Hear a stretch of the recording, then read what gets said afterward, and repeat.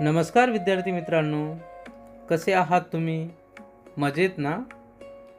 मी NASA येवतीकर दिनविशेष माहिती कार्यक्रमात आपले मनपूर्वक स्वागत करतो. आज 3 ऑगस्ट भारतीय स्वातंत्र्य लढ्यातील महान स्वातंत्र्य सैनिक क्रांतिसिंह नाना पाटील यांची जयंती. त्यानिमित्ताने त्यांच्या प्रेरणादायी जीवनकार्याची थोडक्यात माहिती जाणून घेऊया. लक्ष देऊन ऐका कारण या माहितीच्या आधारे तुम्हाला शेवटी 5 प्रश्नांची उत्तरे द्यायची आहेत. चला तर मग जाणून घेऊया. क्रांतिसिंह नाना पाटील यांचा जन्म 3 ऑगस्ट 1900 रोजी सांगली जिल्ह्यातील येडे मच्छिंद्र या गावात झाला.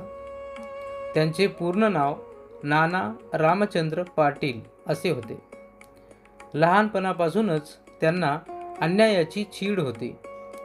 देशाला स्वातंत्र्य मिळावे आणि सामान्य जनतेला न्याय मिळावा ही त्यांची प्रबळ इच्छा होती. महात्मा गांधी यांच्या विचारांनी प्रेरित होऊन त्यांनी स्वातंत्र्य लढ्यात सक्रिय सहभाग घेतला. सन 1942च्या भारत छोडो या आंदोलनात त्यांनी मोठी भूमिका बजावली. ब्रिटिश सरकार त्यांना पकडण्यासाठी प्रयत्न करत होते, मात्र ते भूमिगत राहून स्वातंत्र्याची चळवळ अधिक जोमाने चालवत राहिले. नाना पाटील यांचे सर्वात मोठे कार्य म्हणजे त्यांनी सातारा परिसरात प्रति सरकार म्हणजे लोकांचे स्वतंत्र सरकार स्थापन केले. या सरकारच्या माध्यमातून जनतेला न्याय मिळवून देणे, गरिबांना मदत करणे, भ्रष्टाचाराला आळा घालणे आणि लोकशाही मूल्ये जपणे अशी अनेक कामे त्यांनी केली. त्यामुळे त्यांना जनतेचा नेता म्हणून मोठा मान मिळाला. स्वातंत्र्यानंतरही त्यांनी शेतकरी, कामगार आणि सर्वसामान्य जनतेच्या हक्कासाठी आयुष्यभर कार्य केले. त्यांच्या धाडसामुळे, देशप्रेमामुळे आणि जनसेवेच्या भावनेमुळे जनतेने त्यांना क्रांतिसिंह ही मानाची उपाधी दिली. या महान स्वातंत्र्य सैनिकांचे 6 डिसेंबर 1976 रोजी निधन झाले.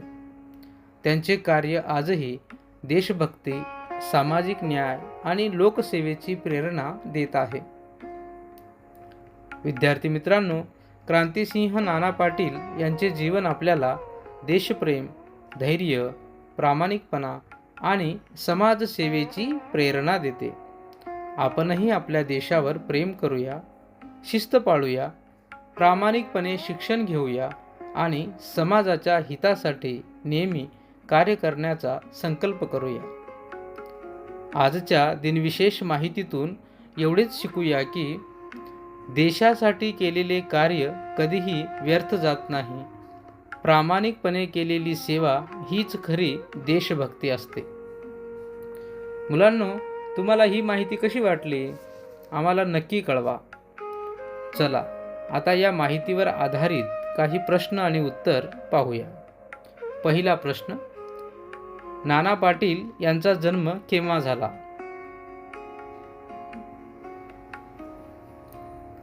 बरोबर उत्तर आहे, नाना पाटील यांचा जन्म 3 ऑगस्ट 1900 रोजी सांगली जिल्ह्यातील येडे मच्छिंद्र या गावात झाला. दुसरा प्रश्न, नाना पाटील यांना जनतेने कोणती उपाधी दिली?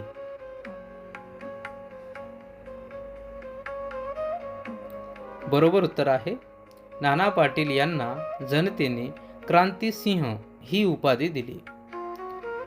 तिसरा प्रश्न, नाना पाटील यांनी प्रति सरकारची स्थापना कोठे केली?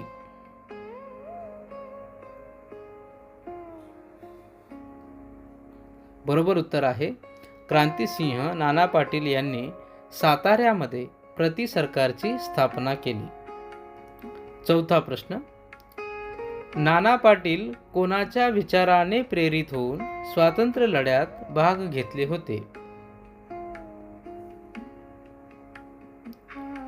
बरोबर उत्तर आहे, महात्मा गांधीजी यांच्या विचाराने प्रेरित होऊन नाना पाटील यांनी स्वातंत्र्य लढ्यात भाग घेतले होते.